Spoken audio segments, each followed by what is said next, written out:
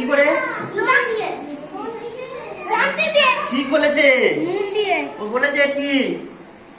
নুন দিলে এটা ভেসে উঠবে। ঠিক আছে, ও বলেছে, দেখি একবার ঠিক ও ঠিক বলেছে কিনা।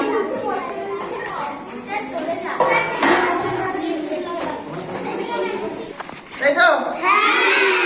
এবার নুনের প্যাকেটটা থেকে আমি নুন নিয়ে কি করলাম, এই গ্লাসটাতে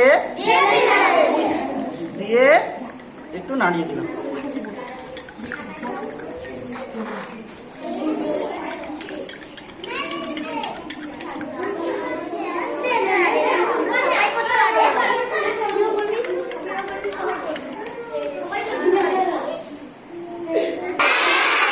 দেখি তাহলে ভাসে কিনা।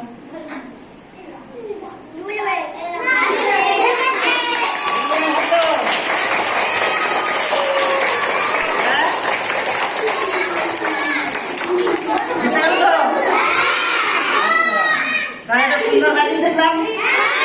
যখন সাদা জল শুধু জলটাতে দিয়েছিলাম তখন কি হচ্ছিল, জলটা ডুবে যাচ্ছে আস্তে। যখন আমি সেখানে নুন দিয়ে দিলাম, দিয়ে জলটাকে গুলিয়ে দিলাম, তারপর কি দেখলাম ডিমটা ভেসে যাচ্ছে, খুব সুন্দর। আচ্ছা, এটা কেন হচ্ছে একটু কেউ বলতে পারবে? কেন হচ্ছে কেউ বলতে পারবে? যখন নুনটা মেশালাম জলের সাথে, তখন ঘনত্ব বলে একটা বস্তু আছে। কি হয়? ঘনত্ব। জলের ঘনত্ব কি হলো? বেড়ে গেল। কি হলো? ঘনত্ব যত বেশি হবে তত একটা প্লবক বল বলে জিনিস হয়। প্লবক বল। কি বল? প্লবক বল। আমরা কখনো খেয়াল করেছি, যদি ফুটবল বা কিছু পুকুরে পড়ে যায়, যদি বলটাকে ডুবিয়ে ছেড়ে দিই, বলটা লাগিয়ে ওঠে, তাহলে মনে মনে প্রশ্ন হয় না, কে পিছন থেকে কেউ যেন একজন একটা তুলে দিল, এরকম মনে হয় তো? এইটা শুধু জলে নয়, যে কোনো তরলতেই যদি আমি দিই, চেপে ধরি, সেই তরলটাই কি করবে, ওকে উপরের দিকে একটা বল দেবে, তুলে দেবে।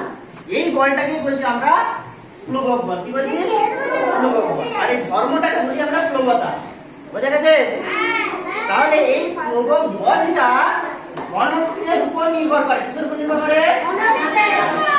যত ঘনত্ব বাড়বে তত